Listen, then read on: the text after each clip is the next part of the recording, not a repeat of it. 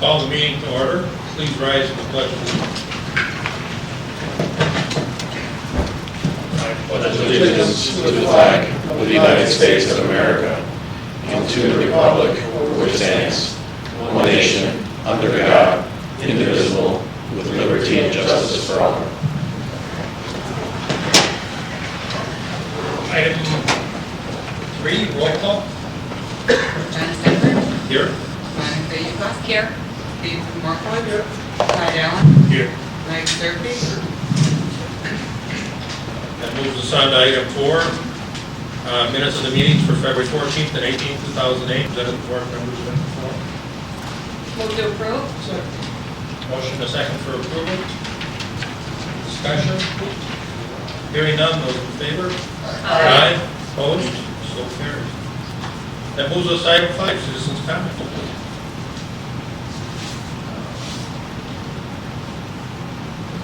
Bob Babcock Sr.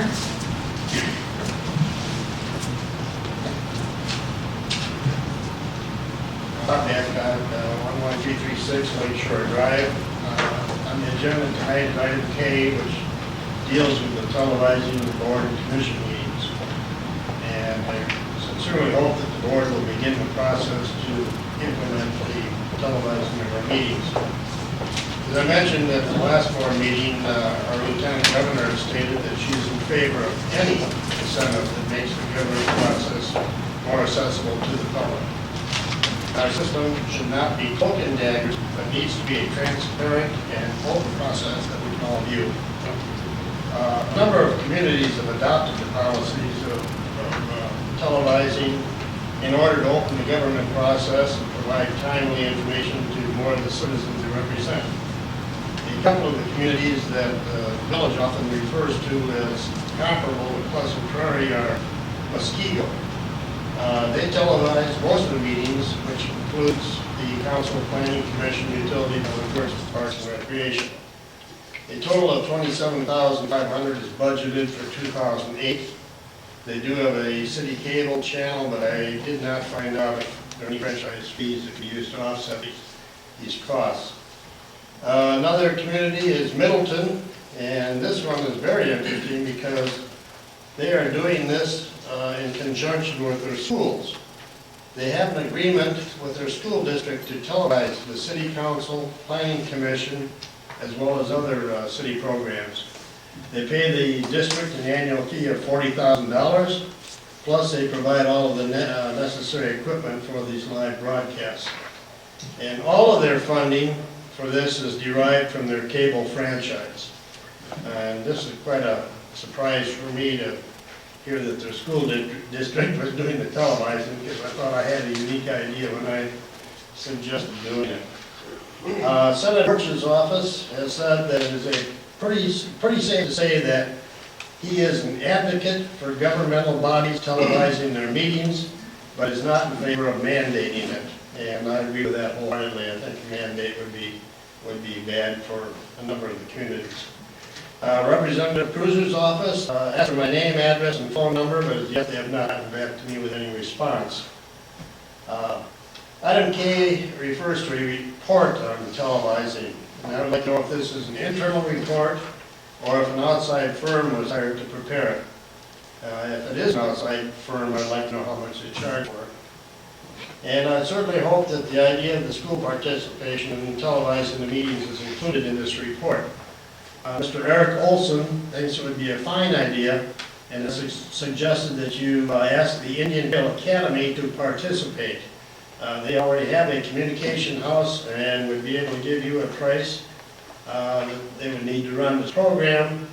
And he suggests calling their principal, Mr. Aiello, about how they can participate. And if you had to pay for the report, my report here is free. Thank you. Dick Jankowski.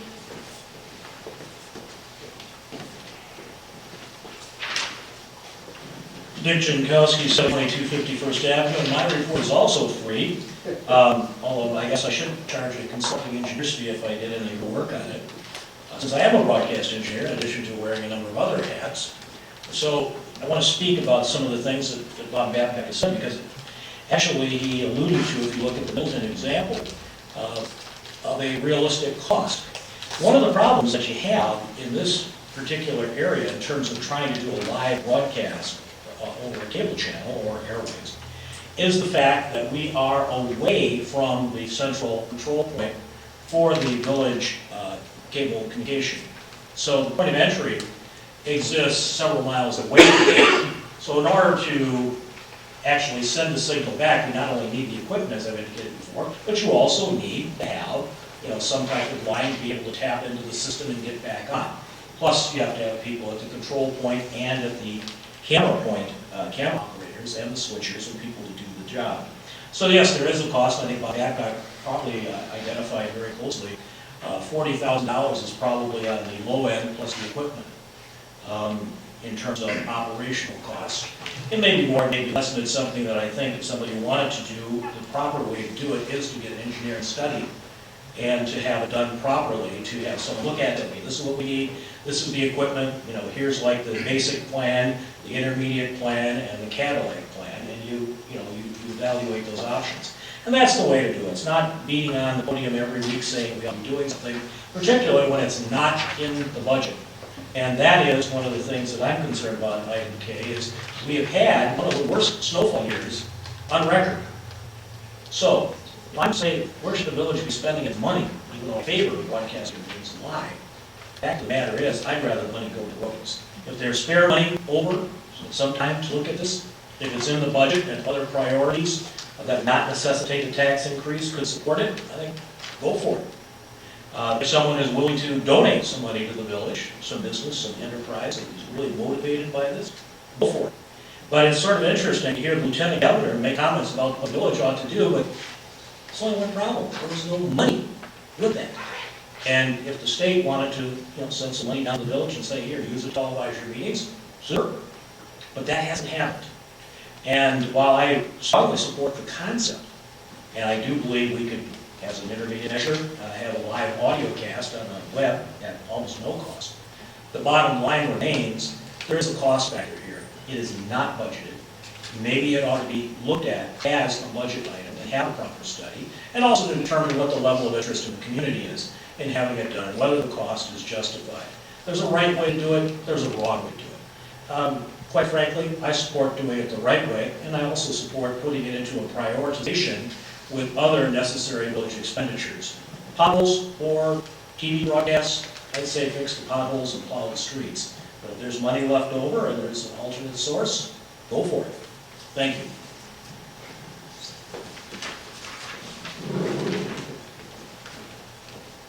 Bob Babcock.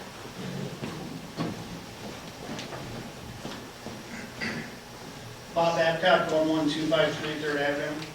Obviously, I'm in favor of broadcasting all of our meetings on television. However, I'm going to reserve my comments until after the report. It's good to know what the agenda is.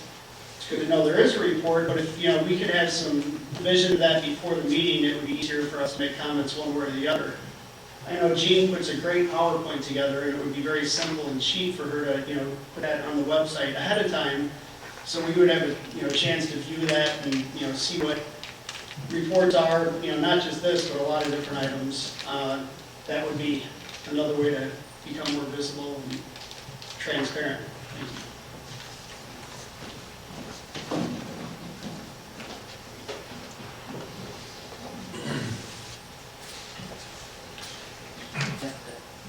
Anyone else wishes to speak to this comment?